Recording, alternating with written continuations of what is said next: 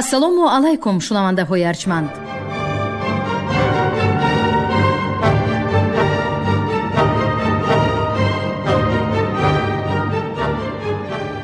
ба таваҷҷӯҳи шумо гуфтор аз силсилаи хониши адабӣ. қироати китоби президенти ҷумҳурии Тоҷикистон муҳтарам Эмомалӣ Раҳмон «Тоҷикон дар оинаи таърих аз ориён то сомониён». Китоби дуюм, гуфтори 36. و نسب او منوچهر در باب انساب یاد کرده آمده است و سیرت او در عدل و علم همچون سیرت فریدون بود و همه صحبت با دانایان کردی و ایشان را نکو داشتی و بعد از چند سال از ملک او افراسیاب خروج کرد و کینه خواستنی تور و سلم از منوچهر و با لشکری عظیم بیامد، چنان که منوچهر با او مساف نتوانست کرد و به طبرستان رفت و چون افراسیاب را دست بر وی نمی رسید، مردم را در میان داشتند تا صلح کردند بر آن قاعده که هرچه از آن سوی جیهون است افراسیاب را باشد و از این سوی جیهون منوچهر را، و در این قاعده صلح بستند و افراسیاب بازگشت. ناگفته نماند که بعضی محققان و تاریخ شناسان ترکگرا در زمینه همین روایت شاهنامه فردوسی پسری دویومی فریدون تور را سرآمد کل قوم‌های ترک نژاد و توران را سرزمین اجدادی ترک ها می حسابند. این عده محققان ترکساز عدالت تاریخی و حقیقت گذشته را پشت پا زده، مقام و منزلت سکایی های بادیه‌گردی هم قوم و هم زبان آریایی ها را به قوم ترک نژاد نسبت می دهند و افراسیاب تورانی را نیز یکی از پیشوایان و بنیادگذاران نخست تمدن قوم و قبایل ترک می شمارند. برهان اساسی برای آنها دیوان لغات ترکی محمود کاشغری می باشد که مؤلف مذکور در این رساله پیشوا و قهرمان قبایل ترک نژاد الپ یر تانگه را با افراسیاب تورانی که دشمن اساسی آریایی ها بود مانند کرده یا خود عینیت داده است. محمود قاشغری که خود یکی از مورخان و زبانشناسان ترک زبان عهد قرخانیان بود، سعی و کوشش نسب سازی این سلاله ترک نژاد را که به پراکنده شوی و شکست دولت سامانیان باعث شده بودند پشتیبانی نموده است. پوشیده نیست که قرخانیان از طایفه مغل نژاد یغما بوده در انتهای عصر 10 در حدود ترکستان شرقی و ناحیه های جنوبی دامنکوه تیانشان مقام داشتند و در ماورای تراز، بلساغون و قاشغر نفوذ خود را می افزودند. بر اثر سودشوی دولت سامانیان هجوم‌های غارتگرانه این طایفه با سروری حسن بغراخان به کناره‌های ماوراء النهر و حدود 7 رود قوت گرفت. در عهد وارث بغراخان نصر ابن علی قرخانی قلمرو ماوراء النهر استیلا گردید و عبدالملیک ابن نوح سامانی با آنها اسیر افتاده به اوزگند بدرغه شد. در عهد تمغاج خان پایتخت اوله قرخانیان را که در قاشغر، بلساغون و اوزگند مقام داشت به سمرقند کوچانیدند و از جانب حاکمان نوامد سیاست قرابت پیدا نمودن به فرهنگ و تمدن گذشته و کنونی تاجیکان پیش گرفته شد. موافق معلومات نظامی عروضی سمرقندی در دربار تمغاج خان چندی از شاعران و عالمان مشهور همان دور گرد آمده بودند که در میان آنها محمود قاشغری، یوسف بلساغونی و محمد ابن عدنان نفوذ زیاد داشتند. در خرابزار دولت سامانیان پساپیش 4 دولت قوم‌های ترک نژاد، غزنویان، قرخانیان، سلجوقیان و خوارزمشاهیان قامت افراختی، هر کدام به خاطر قانونی وانمود ساختنی حقوق دولت داری، هرچی قدیمتر و با شکوهتر گردانیدنی گذشته خود و به نسب شاهنشاهانی آریایی پیوستنی نسب نامه خیش می کوشیدند. در این جاده تحریف استاکارانه تاریخ راه می یافت. گرفتنی لقب‌های شاهنشاهی به تقلید سلاله ساسانیان و سامانیان به حکم رسمیت می درآمد. مداحان و تاریخ نویسانی درباری و خلیفه های ریاکار بر نام و نسب آنها لقب و نسبه های نبوده را می افزودند. بیهوده نیست که ابوریحان بیرونی در آثار الباقیه با مختنی اختلاف های موجوده تاریخ و سلسله دولتداری ایرانیان دست زده خلیفه های عباسی را برای آن تنقید می کند که دادن لقب های دروغین را به حد افراط رسانیده و مقربان تا 3 لقب عطا نمودند.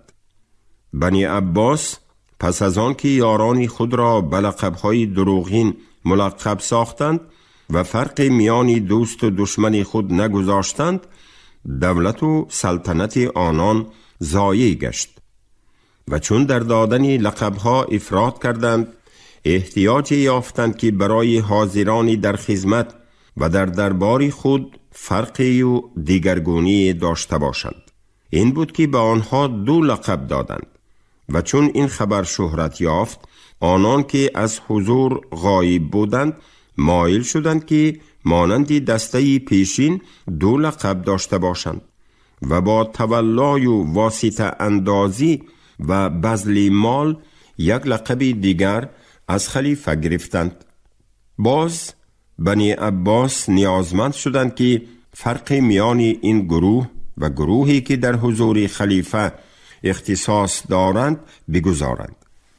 این بود که 1 لقب دیگر به ایشان دادند تا دارای 3 لقب شدند و لقب شاهنشاهی را به لقب‌های این دسته افزودند تا آنکه به اندازه دشواری و گرانی در این نام‌ها پیدا شد که شخص پیش از تلفظ و ذکر این نام‌ها از طولانی بودن آن خسته می شود.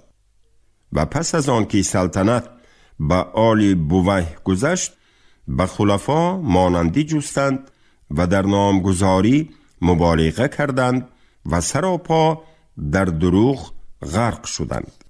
ولی سامانیان که صاحب خراسان بودند در این لقبها رغبت ننمودند و تنها به کونیه قناعت کردند. ولیکن سامانیان سپاهیان خود را از راه پیروی به کارهای خلفا به ناصر الدوله، اماد الدوله، حسام الدوله، امید الدوله، سیف الدوله، سینان الدوله ملقب ساختند و بغراخان هم که در سال 382 خروج کرد خود را شهاب الدوله نام گذاشت. در نتیجه گرفتن لقب‌های زیاد، اصل و نسب قوم‌های کوچمنچی از شاهنشاهان ساسانی و سامانی هم گذشته تا به پیامبران عهد قدیم و جدید رفته می رسید و تور ترک می شد و توران ترکستان و افراسیاب با آسانی به الپ یرتانگه تبدیل می یافت. به قول ایران شناسی توانا ریچارد فرای.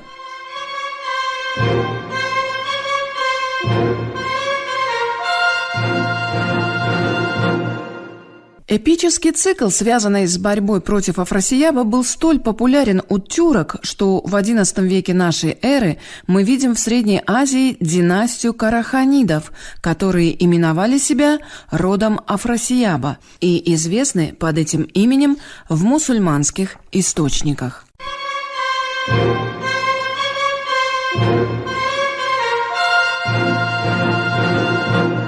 ولی اگر از نظری سرچشمه های باستانی علل خصوص کتاب اویستا و یادگاری های خطی پهلوی به این مسئله نزدیک شویم، در بابت ایران و توران و قهرمان های اپوس های قدیمه خلقیت های آریایی نژاد از جمله افراسیاب منظره کاملا دیگر را می بینیم.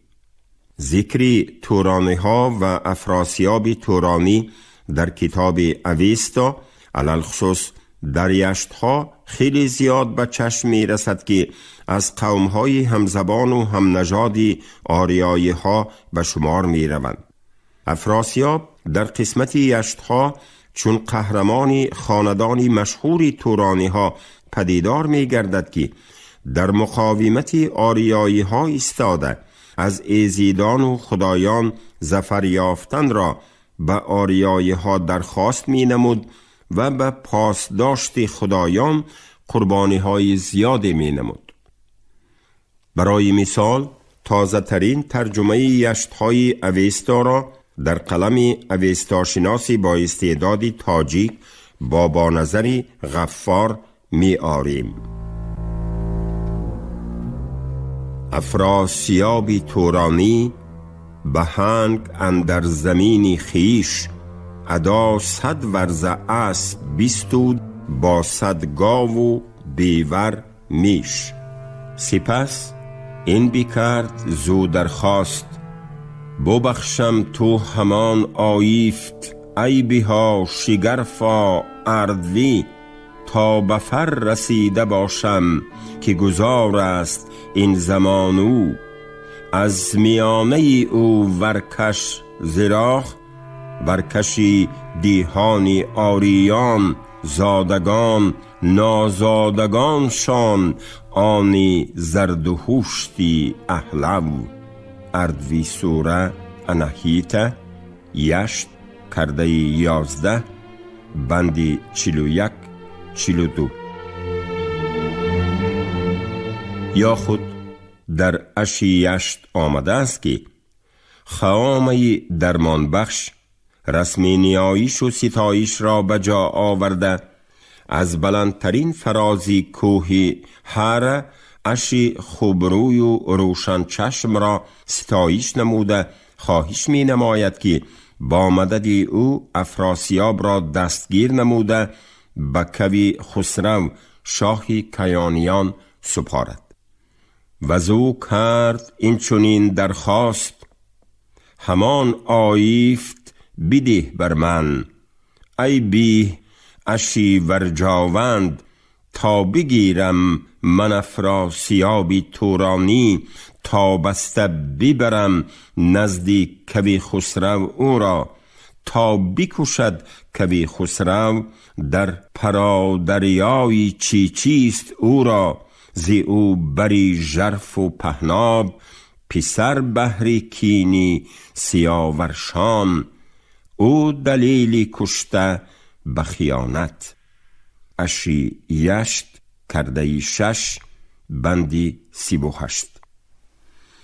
در اویستا برابر ضدیت های مذهبی، باز ضدیت میان قبیله های آریایی، ضدیت بین کوچمنچیان و چادرنشینان و کشاورزان و مردم مقیمی، ضدیت بین پهلوانان و دیوان و بدکرداران، ضدیت بین پادشاهان و کشورکشایان برای تاج و تخت، علل خصوص جنگ های بین آریاییان و تورانیان انعکاس یافته است.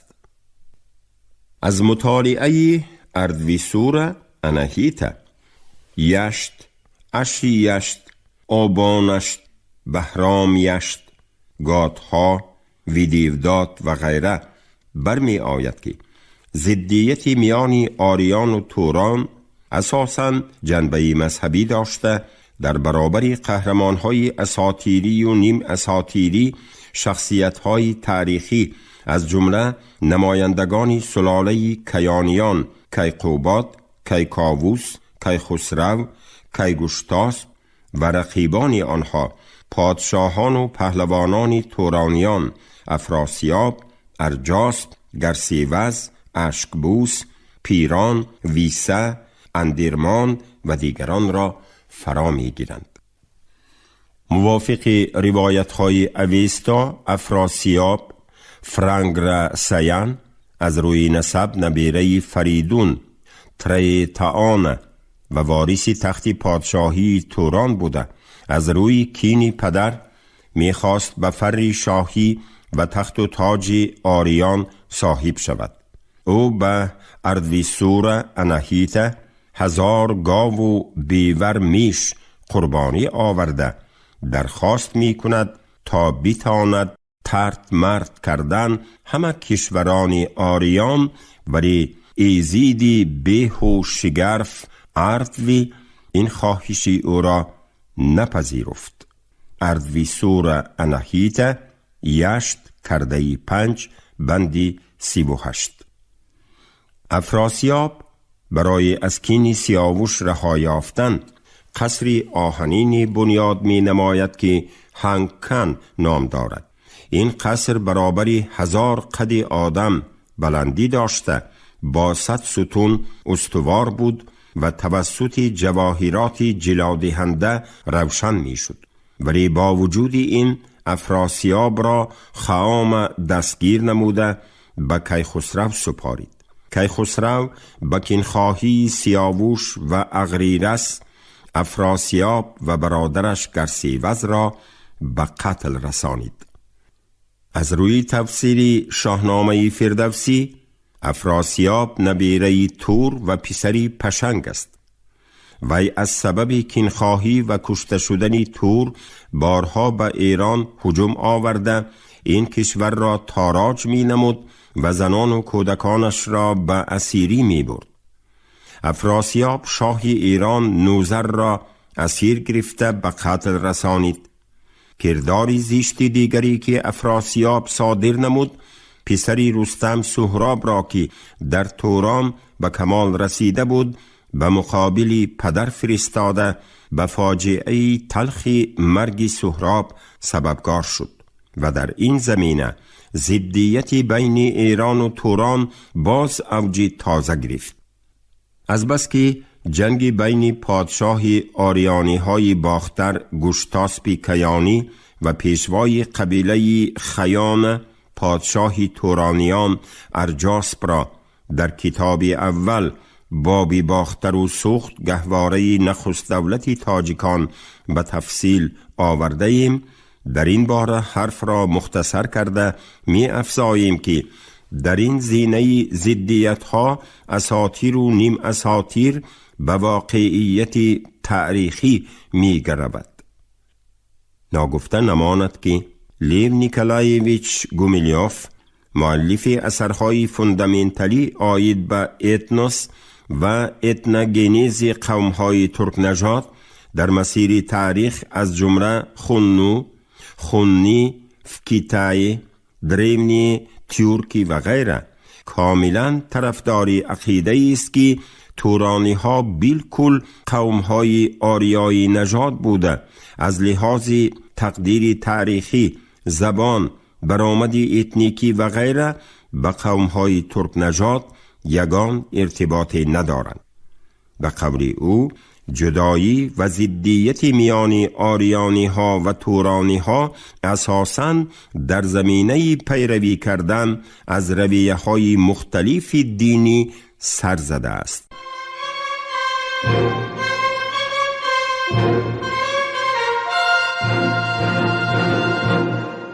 Древняя Персия, покорившая на западе Вавилон, Малую Азию, Сирию и Египет, а на востоке Согдиану и часть Индии, рассматривала себя как мировую империю – Иран, противоставлявший себя Турану.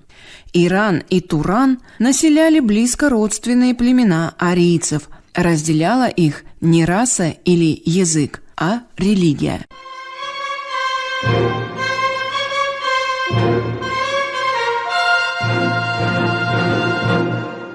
خود از خود سؤالی پیش می آید که مادامی تورانی ها از قبیله های ترک نژاد نباشند و سرمنشهی برآمدشان از قوم آریایی ابتدا یافته باشد، پس چرا در شاهنامه فردوسی و بعضی تاریخنامه‌های پس از سقوط سامانیان تورانی‌ها را بعضاً با ترک‌ها یک شمرده‌اند و گذشته از این چرا در میان یک قومی همخون و همزبان و هم تقدیری آریایی ضدیت و جنگ و جدال‌ها اوج گرفته باعث جدایی آنها گردید و نهایت تقدیری من بعدی تورانی‌ها در جریان تاریخ با چی انجام یافت؟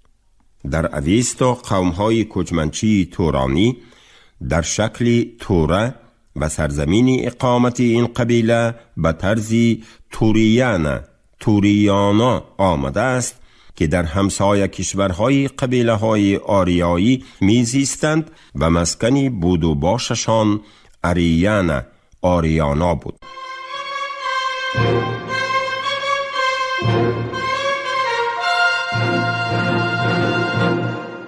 Оазисы Древней Персии были заселены оседлыми народами, а на необъятных степных просторах туранской низменности, равнинной части Средней Азии, кочевали скифы, сарматы, массагеты, саки.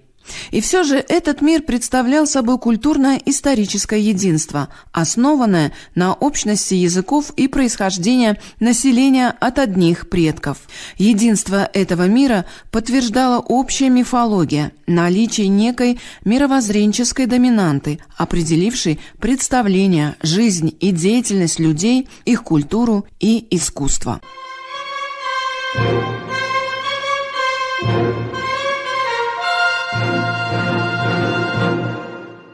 تورانی ها طرز زندگی کوچی را اختیار نموده چارواداری را پیشه اساسی خیش می شمردند.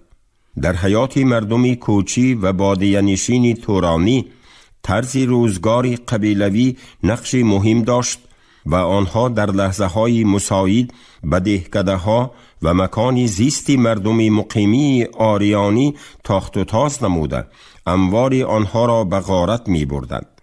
برای قبایل تورانی جنگ و پرخاش و تاراجگری یک عملی دائمی روزگذرانی و نشان شجاعت و دلاوری به حساب می رفت.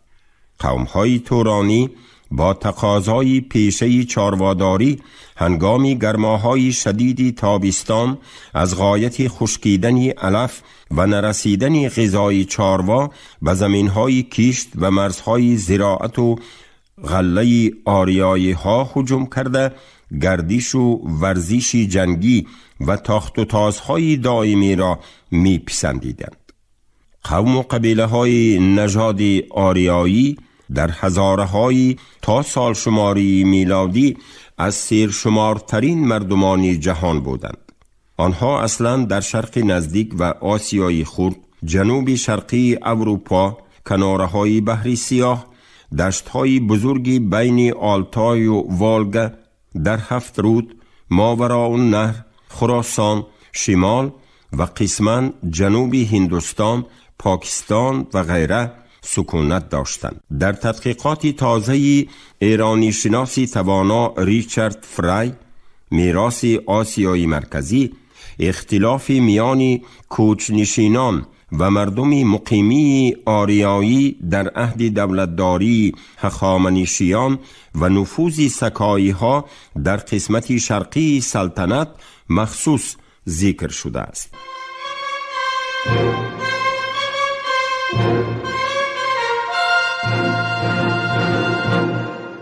С основанием Ахеменидской империи при Кире, нашедшем смерть в Центральной Азии в борьбе с кочевниками, начался новый этап истории нашего региона. С этого момента противостояние между кочевниками и оседлым населением превратилось в основной рефрен исторического развития Центральной Азии практически вплоть до наших дней.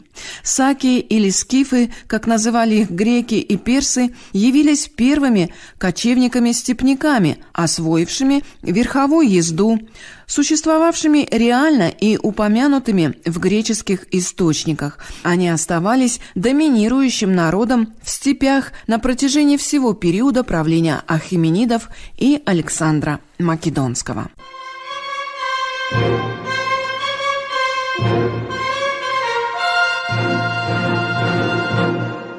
شاید همین سرشماری و پهناوری مکانی سکونتی قوم و قبیله های آریایی باعث گردیده است که در سرچشمه های خطی پارسی از جمله کتیبه بیستون قوم های کوچمنچی تورانی را با نام عمومی ساکا یاد می نمایند.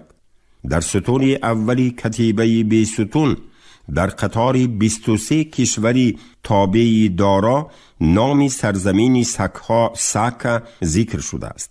در ستون دومی کتیبه مذکور نیز نامی سکیفیه در قطار 9 کشوری آشوب کرده آمده است. در ستون 5 این کتیبه شوریشی سکهای دارای کلاهی نوک‌تیز چنین ذکر شده است: دارا شاه گوید پس از آن من با لشکر به سکیفیه رفتم. پس از آن سگ‌هایی که کلاهی نوک‌تیز می پوشند از نزد من گریختند. چون به نزد دریا رسیدم با تمام لشکر به آن طرف گذشتم. پس من سگ‌ها را بسیار کشتم، قسمی دیگرشان را اسیر گرفتم. سردار آنها سکون خنام او را اسیر گرفتند و به نزد من آوردند.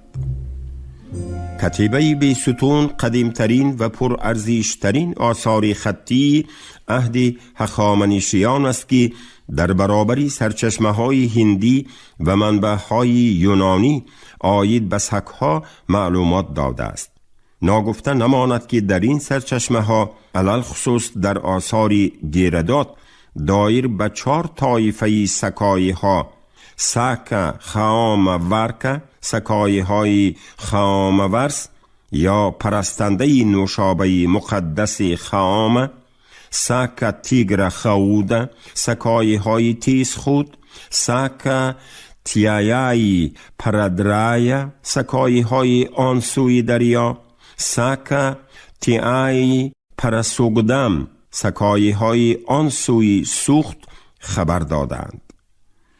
درباره سکای ها مکانی بود و باش، عرف و عادت و طرز زندگی آنها مورخان یونانی گیردات، کتیسی، اریسته، کسینفانت، دیادار و دیگران معلومات های جالب آورده آنها را همچون قومی شجاع، پرخاشجوی، سواره های چابوک و تیراندازان بی نظیر توصیف نمودند. رسم و تعامل و طرز معیشت قوم های سکایی، زبان و تکلم آنها در قلم چندی از این مورخان علل خصوص گیردات از آریای نژاد بودن آنها گواهی می دهد.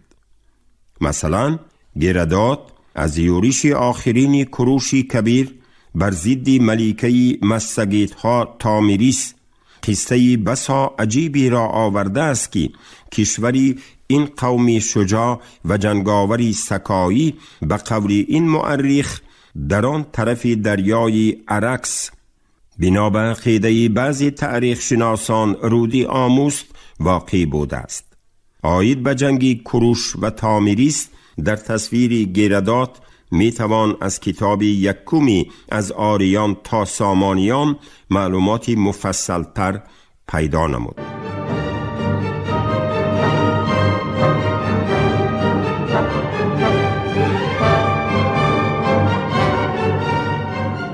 شنونده های گرامی، شما گفتار 36 رو از کتاب پرزیدنت جمهوری تاجیکستان محترم امامعلی رحمان تاجیکان در آینه تاریخ از آریان تا سامانیان شنیده. راوی علیزاده عبدالرشید خوجمخور، کارگردان شیرعلی نغزلی. پایان گفتار از سلسله خوانش ادبی. شاد باشید.